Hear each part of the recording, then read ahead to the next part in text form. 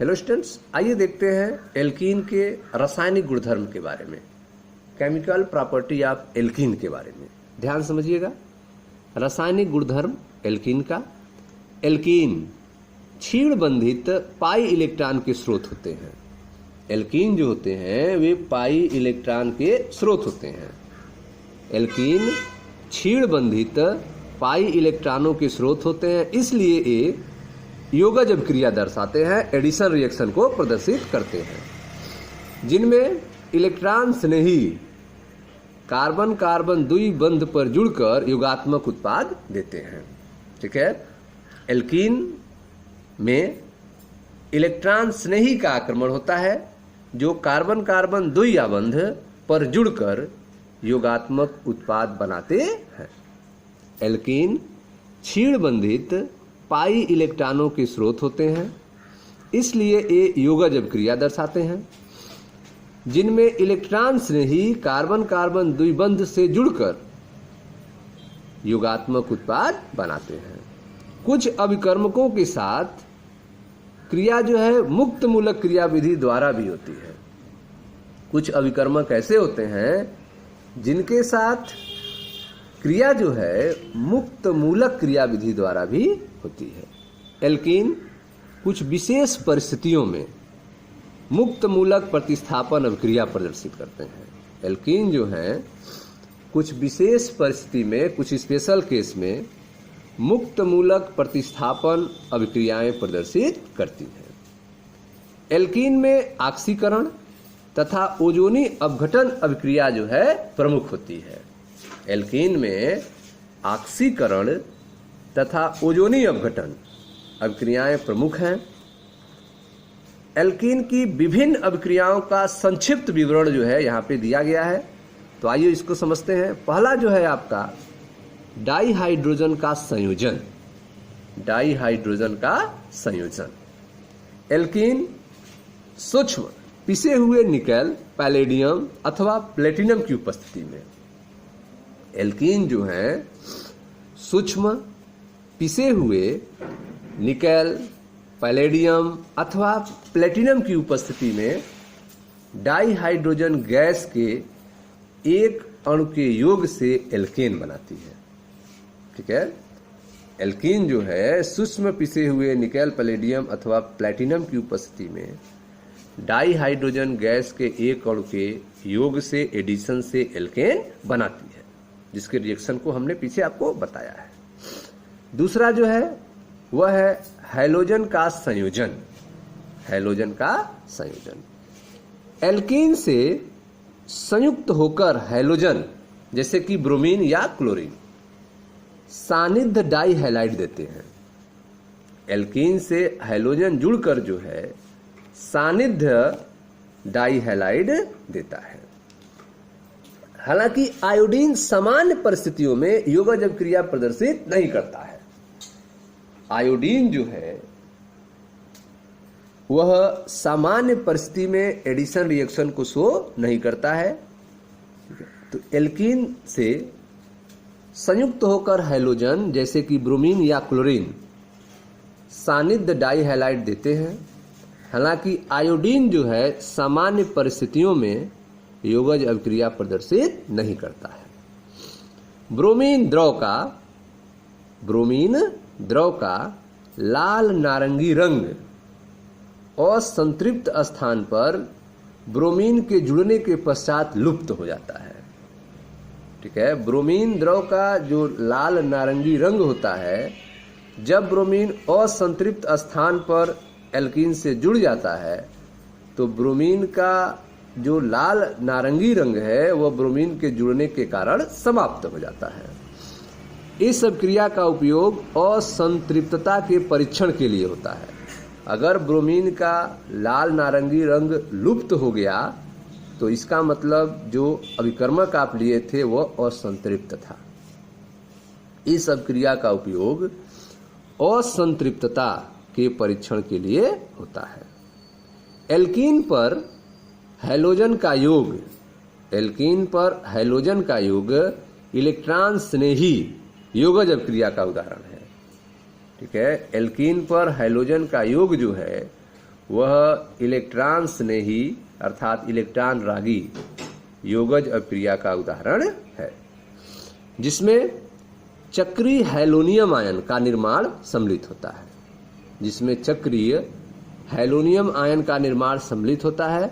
इसका अध्ययन आप उच्च कक्षा में करेंगे। ठीक है, समीकरण देखते हैं। यह आपका एथीन है, CH2 डबल बंद CH2 एथीन। ब्रोमीन का एडिशन हो रहा है इस पर कार्बन टेट्राक्लोराइड की उपस्थिति में, और सानिध्य डाई हैलाइड प्राप्त हो रहे हैं।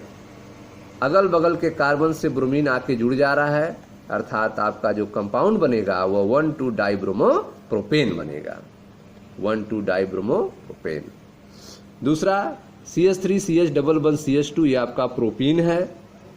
इस पर क्लोरीन का एडिशन कराया जा रहा है। यह भी आप देख रहे हैं सानिध्य डाई हैलाइड के रूप में इसका एडिशन हो रहा है, अगल बगल वाले कार्बन से क्लोरीन जुड़ रहा है। इस तरह से आपको 1,2 डाइक्लोरोप्रोपेन प्राप्त हो रहा है। ठीक है, तो हैलोजन के संयोजन के द्वारा भी एल्कीन जो है एल्केन में चेंज होते हैं। जैसे एथीन में ब्रोमीन का एडिशन हुआ, 1,2 डाइब्रोमोप्रोपेन बना। प्रोपीन पर क्लोरीन का एडिशन हुआ, 1,2 डाइक्लोरोप्रोपेन बना। ठीक है, यह था आपका हैलोजन के संयोजन। तीसरा जो है आपका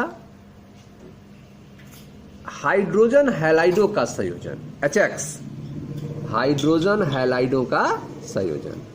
हाइड्रोजन हैलाइड अर्थात HCl, HBr, HI एल्कीनों से संयुक्त होकर एल्किल हैलाइड बनाते हैं। हाइड्रोजन हैलाइड जो हैं, जिसमें HCl, HBr, HI आता है, HF नहीं है, एल्कीनों से संयुक्त होकर एल्किल हैलाइड बनाते हैं। हाइड्रोजन हैलाइडों की अभिक्रियाशीलता का क्रम इस प्रकार है। हाइड्रोजन हैलाइडों की अभिक्रियाशीलता का क्रम जो है वह सबसे तेज अभिक्रिया जो है हाइड्रोजन आयोडाइड करता है, उसके बाद हाइड्रोजन ब्रोमाइड और फिर hydrogen chloride. HI greater than HBr greater than HCl। एल्कीनों में हैलोजन के योग के समान हाइड्रोजन हैलाइड का योग भी इलेक्ट्रॉन्स ने ही योगज अभिक्रिया का उदाहरण है। एल्कीनों में हैलोजन के योग के समान ही हाइड्रोजन हैलाइड का योग भी इलेक्ट्रॉन्स ने ही योगज अभिक्रिया का उदाहरण है। इसे हम सम्मित अथवा असम्मित एल्कीनों के योगज अभिक्रिया से स्पष्ट करेंगे। ठीक है, इसे आपको दो भागों में समझाया जाएगा, एक सम्मित रूप में और एक असम्मित रूप में एल्कीनों के योगज अभिक्रिया के रूप में। तो आइए पहला देखते हैं। सम्मित एल्कीनों में हाइड्रोजन हैलाइड की योगज अभिक्रिया, HBr की योगज अभिक्रिया, ध्यान समझिएगा। सम्मित एल्कीनों में HBr की योगज अभिक्रिया। सम्मित एल्कीनों में जब द्वि आबंध पर समान समूह जुड़े हों तब उन्हें सम्मित एल्कीन कहते हैं। जैसे CH2 डबल बंद CH2, दो बंद के इधर भी समान है CH2 और दो बंद के इधर भी समान है CH2, अतः यह सम्मित एल्कीन है। इस पर आप HBr का एडिशन करा रहे हैं। सम्मित एल्कीन पर HBr का एडिशन, हाइड्रोजन हैलाइड का एडिशन हो रहा है। योगज अभिक्रिया इलेक्ट्रॉन्स नहीं योगज क्रिया विधि द्वारा संपन्न होगा, और हाइड्रोजन जो है किसी से भी जुड़ सकता है और दूसरे वाले से ब्रोमीन जुड़ जाएगा और आपका कंपाउंड बनेगा CH3 CH2Br। ठीक है, अब आपका है यह असम्मित एल्कीन, असम्मित एल्कीन या सम्मित एल्कीन। यह कौन सा एल्कीन है? तो अब आप देखें ध्यान से, कार्बन कार्बन दो बंध से जुड़ा हुआ है और इस कार्बन से CH3 जुड़ा है और इस कार्बन से भी CH3 जुड़ा है, अर्थात यह जो है यह भी सम्मित एल्कीन है। यह भी क्या है? सम्मित एल्कीन है। इस पर जब HBr का एडिशन करेंगे तो इस कार्बन से हाइड्रोजन जुड़ सकता है, इससे हेलोजन जुड़ जाएगा, या फिर इस कार्बन से हाइड्रोजन जुड़ेगा तो इससे हेलोजन जुड़ जाएगा। जो कंपाउंड आपका बनेगा वह एक ही कंपाउंड होगा, CH3 CH2 CHBr CH3, यह आपका कंपाउंड होगा। ठीक है, तो इस तरह से आपने देखा सम्मित एल्कीनों में HBr की योगज अभिक्रिया के बारे में। अब आप देखते हैं असम्मित। असम्मित एल्कीनों पर HBr की योगजब क्रिया, जिसे मार्कोनिकॉफ नियम के द्वारा समझाया जाता है। ध्यान से समझिएगा, असम्मित एल्कीनों पर HBr का योगज अर्थात मार्कोनिकॉफ नियम। असम्मित एल्कीन लेते हैं प्रोपीन, यह असम्मित है। क्यों है? क्योंकि आप देख रहे हैं कि कार्बन कार्बन आपस में दो बंध से जुड़े हुए हैं, लेकिन इधर CH2 है दो बंध के, और दो बंध के इधर वाला जो कार्बन है वह CH और इससे CH3 भी जुड़ा हुआ है, अर्थात इधर दो कार्बन है और इधर सिंगल कार्बन है, अतः यह एक असम्मित एल्कीन है। इसका नाम प्रोपीन है।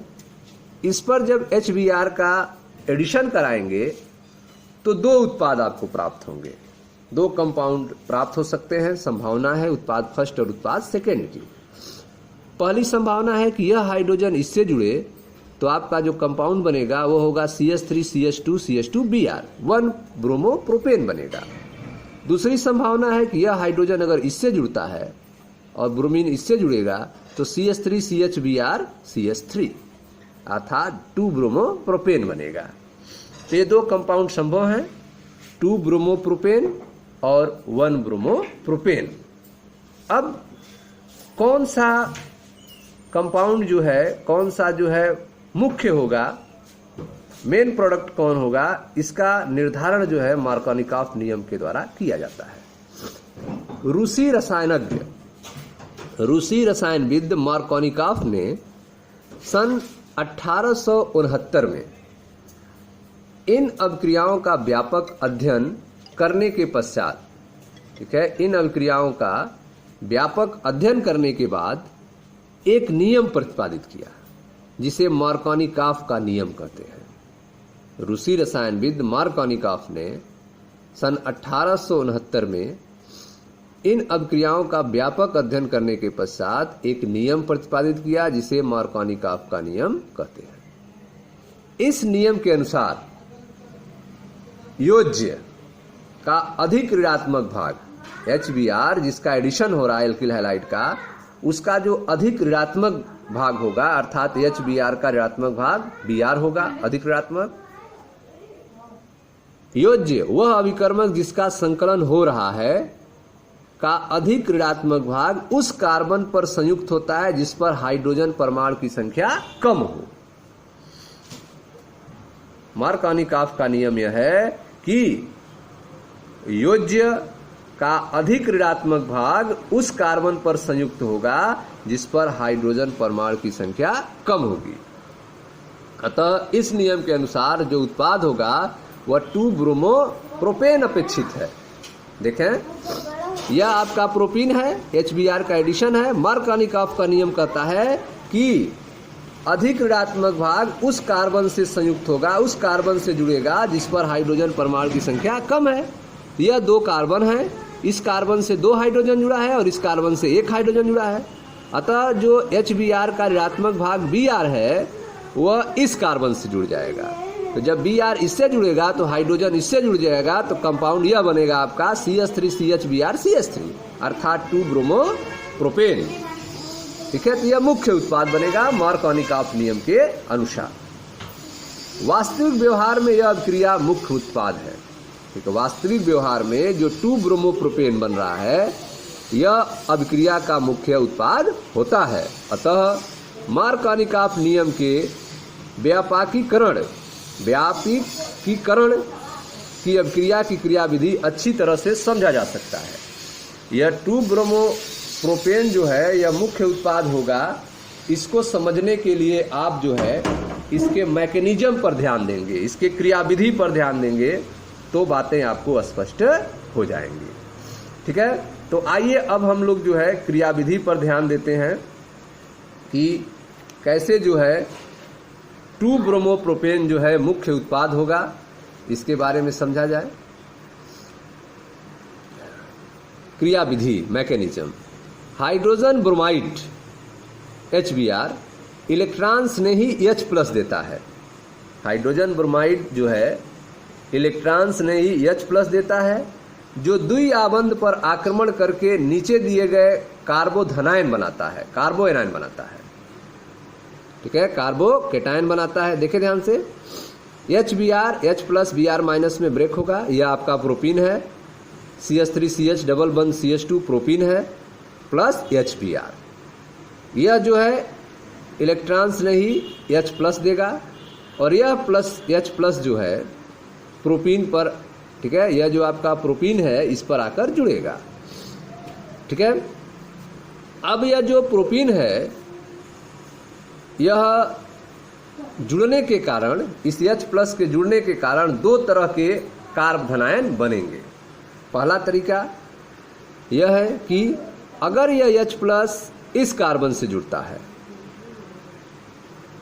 ठीक है, तो इस कार्बन से जुड़ने के कारण यह CH2 हो जाएगा और यह सिंगल बंद हो जाएगा और इस कार्बन पे प्लस आ जाएगा।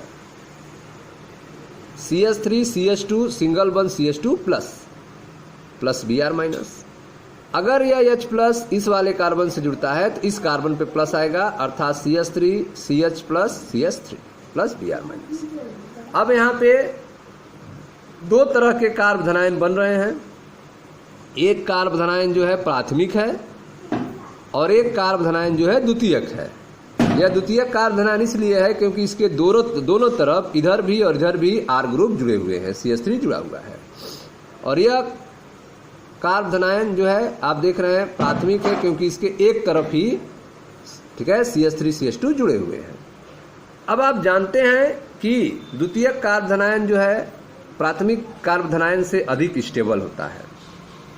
यहाँ क और ख के रूप में नाम दिया गया इसका। यहाँ क जो होगा अर्थात प्राथमिक कार्बोधनायन यह कम स्थायी होगा। यहाँ क कम स्थायी प्राथमिक धनायन है, कार्बोधनायन है, जबकि ख अधिक अस्थायी द्वितीयक कार्बोधनायन है। ठीक है, क फर्स्ट द्वितीयक कार्बोधनायन, ख प्राथमिक कार्बोधनायन। यह जो है द्वितीयक कार्बोधनायन है और यह आपका प्राथमिक कार्बोधनायन है। द्वितीयक कार्बोधनायन जो है ज्यादा स्टेबल है, प्राथमिक कार्बोधनायन जो है कम स्टेबल है। क की तुलना में अधिक अस्थायी है। द्वितीयक कार्बोधनायन जो ख है वह प्राथमिक कार्बोधनायन की तुलना में अधिक अस्थायी है, अतः द्वितीयक कार्बोधनायन जो होगा वह प्रधान रूप में बनेगा, अधिक मात्रा में बनेगा। द्वितीयक कार्बोधनायन प्रधान रूप में बनेगा क्योंकि यह शीघ्र निर्मित होता है। ठीक है, सेकेंड, कार्बोधनायन ख में ब्रोमाइड के आक्रमण से उत्पाद इस प्रकार बनेगा। जब कार्बोधनायन ख स्टेबल है तो उस पर जो है ब्रोमीन का आक्रमण हो जाएगा और आपको उत्पाद मिल जाएगा। ठीक है, तो आप देख रहे हैं कि इस पर जो है यह द्वितीयक कार्बोधनायन है, इस पर ब्रोमीन का आक्रमण हो गया ब्रोमाइड आयन का और इससे यह जुड़ जाएगा, जिससे आपको 2-ब्रोमोप्रोपेन जो है मुख्य उत्पाद के रूप में बन जाएगा। ठीक है, तो इस तरह से आपको मुख्य उत्पाद के रूप में 2-ब्रोमोप्रोपेन बनेगा। अब जो है आगे का जो अभिक्रिया है उसको हम लोग देखते हैं। अगला जो है आपका वह है प्रति मार्कोनिकॉफ योगज अथवा पराक्साइड प्रभाव अथवा खराश प्रभाव। ठीक है, एंटी मार्कोनिकॉफ एडिशन अथवा पराक्साइड इफेक्ट अथवा खराश इफेक्ट के बारे में। यह क्या होता है? तो अभी अभी जो आपने मार्कोनिकॉफ के नियम से HBr का एडिशन पढ़ा वह रिवर्स हो सकता है यदि पराक्साइड का यूज किया जाए। पराक्साइड की उपस्थिति में असम्मित एल्कीनो जैसे कि प्रोपीन से HBr का संयोजन प्रति मार्कोनिकॉफ नियम से होता है, एंटी मार्कोनिकॉफ नियम से होता है। उसमें जो प्रोडक्ट होगा वो 1-ब्रोमोप्रोपेन मुख्य हो जाएगा, न कि 2-ब्रोमोप्रोपेन, जब पराक्साइड की उपस्थिति में एडिशन कराएंगे। पराक्साइड की उपस्थिति में असम्मित एल्कीनो से HBr का संयोजन प्रति मार्कोनिकॉफ नियम से होता है।